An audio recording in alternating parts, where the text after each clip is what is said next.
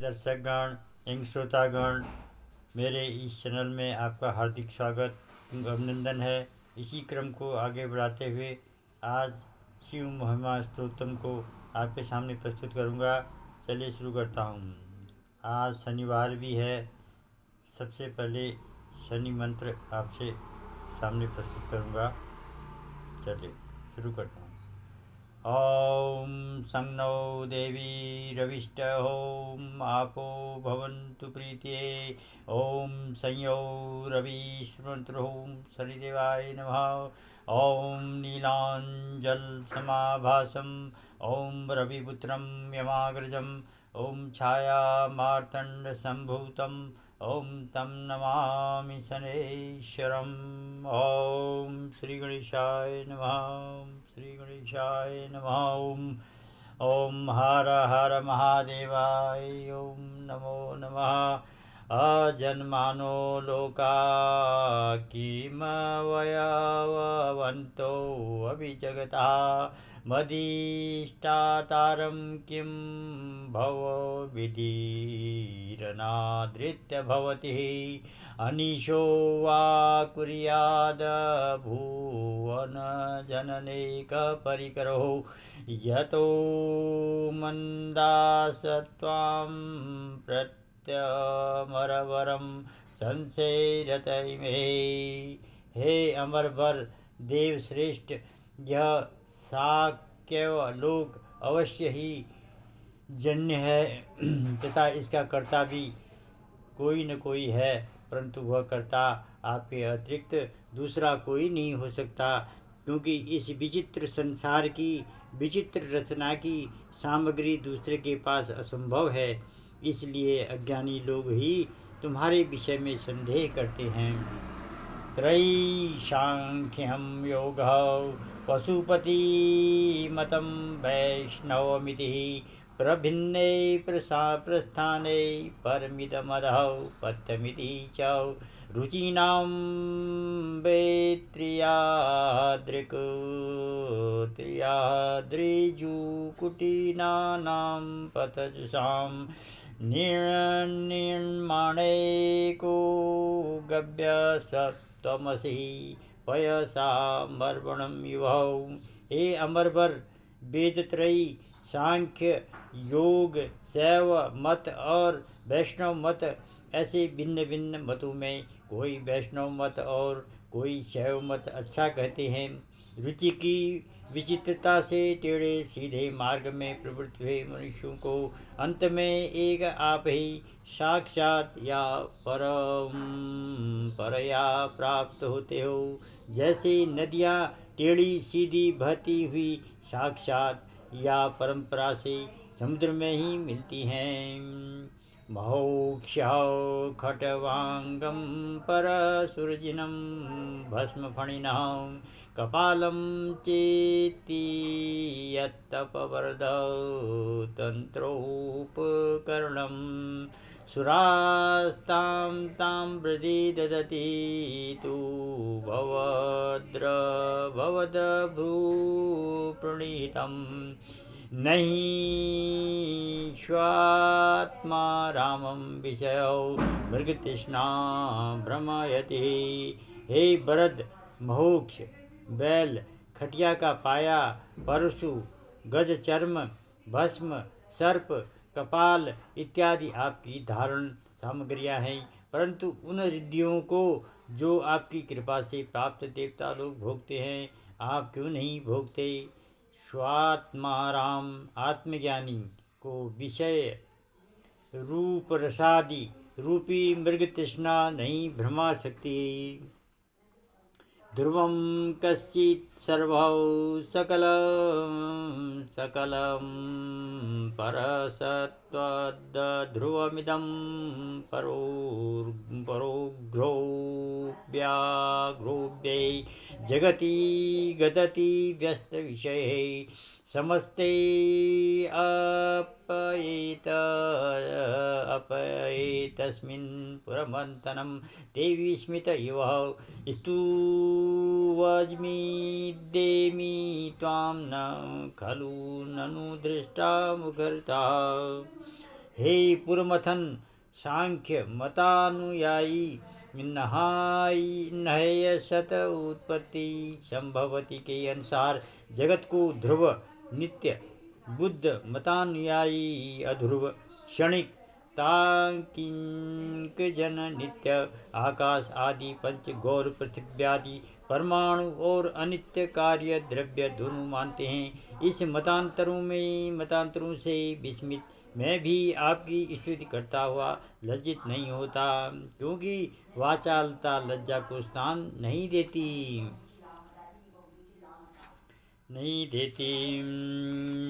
तत्तेन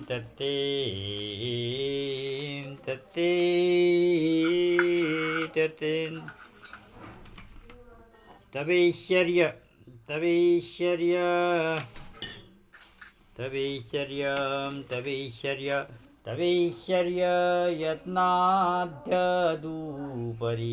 विरचिर्हरिरधौ परिचच्छेतु यातावनलमनिलस्कन्धवपुषौ ततो भक्तिश्रद्धाभर गुरुगुणद्रव्यां गिरीशयतौ स्तयं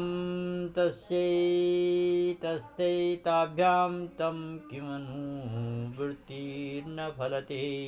हे गिरीश, गिरी में शयन करने वाले तेज पुंज आपकी विभूति को ढूंढने के लिए ब्रह्मा आकाश तक और विष्णु पाताल तक जाकर भी उसे पाने में असमर्थ रहे।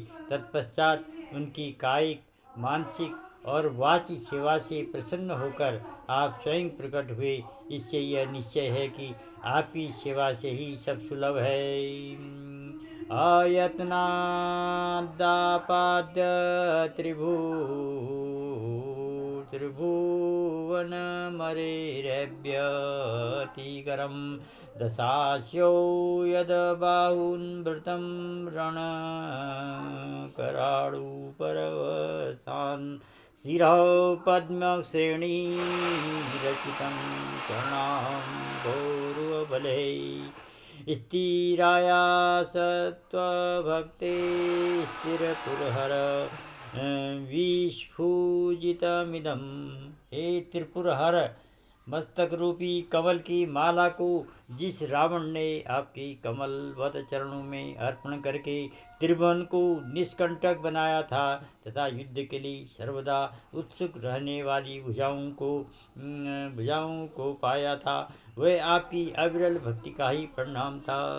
अमुष्यं त्वत्सेवा समधिगतसारं भुजवनं बलात् कैलासे अपि त्वदधिवसतो विक्रमयतः अलभ्यां पाताले अप्यलसचललिताङ्गगुष्ठशिरसि प्रतिष्ठां त्वय्यासीद मुपचितो मुयति खलौ। रावण ने उन्हीं भुजाओं से जिन्होंने आपकी सेवा से बल प्राप्त किया था, आपके घर कैलाश को उखाड़ने के लिए हठात प्रयोग करते ही आपके अंगूठे की अग्रभाग के संकेत मात्र से पाताल में गिरा निश्चयी खल उपकार को भूल जाते हैं। यद्रिधि सूत्राम्णौ वर्धः परमोच्चैरविशति मदश्चक्रे बाणं पर्जन्विधेय त्रिभुवनं न तस्चित्रं तस्मिन् वरिषितरित्वच्चरणयोः न कस्याप्युन्नत्यै भवति शिरसत्ययवनतिः। हे भरत, बाणासुर ने आपको नमस्कार मात्र से इंद्र की संपत्ति को नीचा दिखलाने वाली संपत्ति प्राप्त किया था और त्रिभुवन को अपना परिजन बना लिया था। वह आश्चर्य की बात नहीं है, क्योंकि आपके चरणों में नमस्कार करना किस उन्नति का कारण नहीं होता है। अकांड ब्रह्मांड क्षयचकित देवासुर कृपा विधेयश्याम असिद्ध स्त्रीनयनम विषम संहित बताओ। अरे आवाज़ आ रही है इधर। अमृतवर संहित बताओ। संकल्मास कंठे तव न कुरुते न श्रियमहो विकारो अपि श्लाघ्यो भुवन भय भंग व्यसनिनः।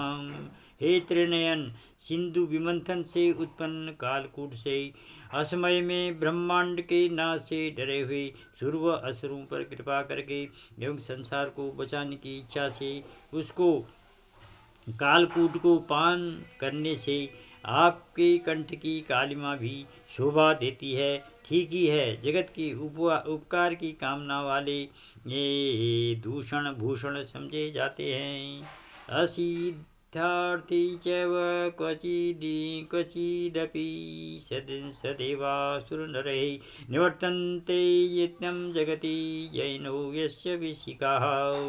स पश्यन्नि च त्वामितरसुरसाधारणसम्भूतौ स्मरं स्मतं व्यात्मा नहीं वशीषुपथ्य परिभवौ। जो विजयी कामदेव अपने बाणों द्वारा जगत के देव मनुष्य और राक्षसों को जीतने में सर्वथा समर्थ रहा, वही कामदेव अन्य देवों के समान आपको भी समझा, जिससे वह स्मरण मात्र के लिए ही रह गया। जितेंद्रियों का अनादर करना अहितकारक होता है।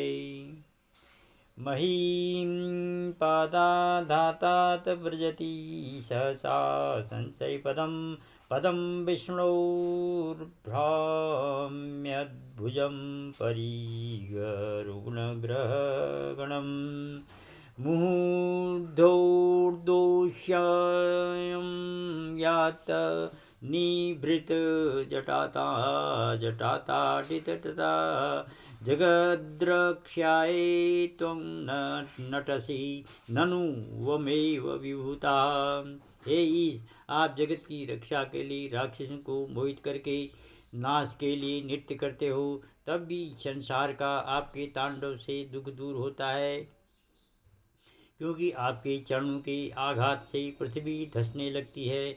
विशाल बाहुओं के संघर्ष से नक्षत्र आकाश पीड़ित हो जाता है तथा आपकी चंचल जटाओं से ताड़ित हुआ स्वर्ग लोक भी कंपायमान हो जाता है।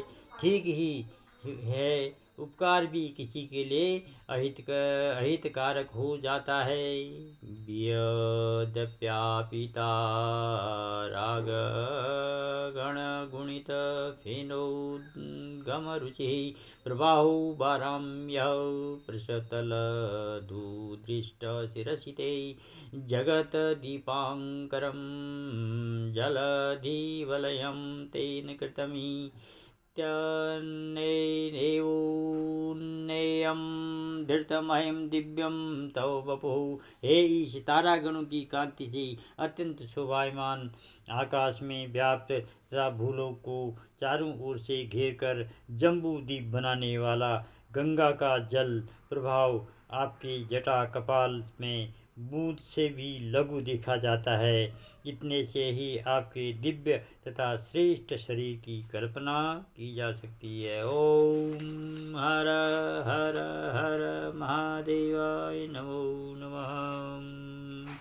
ओम हर हर हर महादेव।